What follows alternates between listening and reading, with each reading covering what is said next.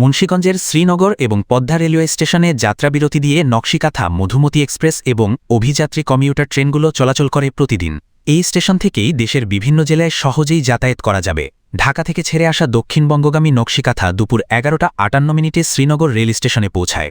2 minute যাত্রাবিরতি দিয়ে দুপুর 12টায় Srinagar station থেকে খুলনার উদ্দেশ্যে ছেড়ে যায়। শ্রীনগর স্টেশন থেকে বিকাল 3:33 থেকে 3:35 ছেড়ে যায় মধুমতি আন্তনগর ট্রেন রাজশাহীর উদ্দেশ্যে। আর শ্রীনগর থেকে গোপালগঞ্জের উদ্দেশ্যে অভিযাত্রী কমিউটার বিকেল 4:08 শ্রীনগর স্টেশনে পৌঁছায়। এখান থেকে বিকাল 4:10 ছেড়ে যায়। অপরদিকে দক্ষিণবঙ্গ থেকে ছেড়ে আসা ঢাকাগামী নকশিকাথা সকাল 8:05 শ্রীনগর স্টেশনে পৌঁছায়। 2 মিনিট যাত্রাবিরতি দিয়ে 8:07 শ্রীনগর রেল স্টেশন ছেড়ে যায় ঢাকার উদ্দেশ্যে। দুপুর 1:18 শ্রীনগর পৌঁছায় মধুমতি আন্তনগর ট্রেন। 1:20 ছেড়ে যায় ঢাকার উদ্দেশ্যে। সর্বশেষ রাত 9:22 থেকে 9:24 শ্রীনগর থেকে ঢাকার উদ্দেশ্যে ছেড়ে যায় অভিযাত্রী কমিউটার। শ্রীনগর ও পদ্মা স্টেশনে প্রতিটি ট্রেন 2 মিনিট যাত্রাবিরতি দিয়ে চলাচল করে। মুন্সিগঞ্জের নিমতলা রেলওয়ে স্টেশনে এখনও কোনো ট্রেন থামে না। বাকি মুন্সিগঞ্জের 2টি রেল স্টেশনে থেমে থেমে যাত্রাবিরতি দিয়ে বিভিন্ন যাত্রী ওঠানামা করে। এ বিষয়ে শ্রীনগর স্টেশন মাস্টার হালিমুজ্জামান বলেন, একটা হলো সকাল 8:05-7 নকশিকাথা, আর একটা হলো মধুমতি আন্তনগর, এটা হলো 1:18-20, আর একটা হলো অভিযাত্রী কমিউটার রাত 9:22-24। এই 3টে ট্রেন ঢাকা যায় এই শ্রীনগর স্টেশন হ্যাঁ, থেকে ঢাকার দিকে যায়। সকাল 8টা হলো মাওয়া শ্রীনগর গেন্ডারিয়া ঢাকা, আর দুপুরটা হলো মাওয়া শ্রীনগর ঢাকা, আর রাত্রের যেটা সেটা হলো মাওয়া শ্রীনগর কেরানীগঞ্জ গেন্ডারিয়া ঢাকা। নকশিকাথা যেটা খুলনা যায় 11:58-12টা। 11:58 কি এখানে থামে, আর 12টা বাজে যায়। ছাড়ে। হ্যাঁ, আচ্ছা। আর একটা হলো মধুমতি আন্তনগর রাজশাহী যায়, এটার টাইম হলো বিকাল 3:33-35। আর একটা হলো অভিযাত্রী কমিউটার, সেটা হলো যায় গোপালগঞ্জ, এখানে বিকাল 4:08-10, 4:08 আসে, 4:10 যায়। হ্যাঁ, টিকিট আমরা দিই, ওই সকালটার টিকিট, এটা কোম্পানিকে কমার্শিয়াল টেন্ডার দেওয়া, লিজ দেওয়া, ওরা টিকিট দিচ্ছে ট্রেনের মধ্যেই, এখানে কোনো কাউন্টার নেই।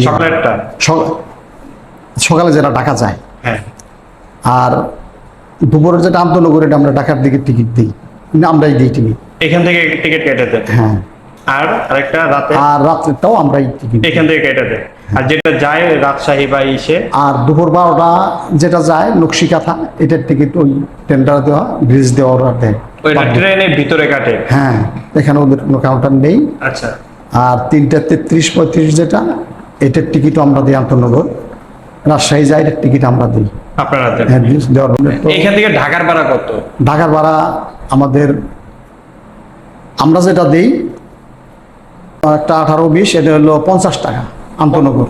কোথায় যায়, কোথা থেকে? ঢাকা, শ্রীনগর থেকে ঢাকা। এইখান থেকে যে এটা আপনার অন্যান্য যে জেলাগুলোতে যায়, হ্যাঁ, এটা তো বিভিন্ন স্টেশন। ওইটা কত? ওটা অত স্টেশন বলা যাবে না, অনেক স্টেশন। লাস্ট হলো 540 টাকা রাজশাহী। রাজশাহী 540 টাকা। আচ্ছা, এইখানে আপনার যাত্রীরা সেবা পাচ্ছে কেমন? হ্যাঁ, সম্মানিত যাত্রীদের সেবা দেওয়ার মতো যথাযথ ব্যবস্থা এখানে আছে। ওনাদের জন্য ভালো ওয়েটিং রুমের ব্যবস্থা রেখেছি আমরা, রেল রেখেছে, এবং টিকিটিং সিস্টেমও আমরা ওনাদের কোনো ভোগান্তি দিই না, এবং আসলেই আমরা সুসম্মানের সাথে টিকিট দিয়ে দিই, এবং সুন্দর আচরণ করা হয়, এবং সুন্দরভাবে ওনারা যায়। এবং কোনো কমপ্লেন, যাত্রীদের কোনো, আমাদের বিরুদ্ধে কোনো কমপ্লেন নেই। যাত্রীদের জন্য ওয়েটিং রুম, তাদের গাড়ি পার্কিং, সব কিছুর ব্যবস্থা বাংলাদেশ রেলওয়ে করেছে। অচিরেই ক্যান্টিন চালু হয়ে যাবে, আমাদের এখানে দোকানের ভেন্ডিংয়ের ব্যবস্থা আছে, চালু হয়ে যাবে। ফরিদপুর শ্রীনগর রেল স্টেশনটা হওয়ায় আপনি এখন কেমন সুবিধা পাচ্ছেন? না, অনেক সুবিধা আছে, টাকাও সেভ হয়, সময়ও সেভ হয়, দুটোই। হ্যাঁ, আমি সকালবেলা আসছি, এখন আবার চলে যাচ্ছি। এমনিতে কি ঢাকাও যান এখান থেকে নাকি? ফরিদপুর থেকে সরাসরি ঢাকা যায়, এইখান থেকে মাঝে সাথে ঢাকা যায়। এই যে আমরা এখানে আছি যাত্রী সবাই, এদের মহিলাদের সমস্যা, বাচ্চাদের সমস্যা, পোশাক পায়খানার সমস্যা, মহিলাদের পানি, খাবার পানির সমস্যা, মহিলাদের রেস্টের সমস্যা। অনেক সময় দেখা যাচ্ছে কাউন্টার বন্ধ থাকে, মহিলাদের রাত্রে নিরাপত্তার সমস্যা।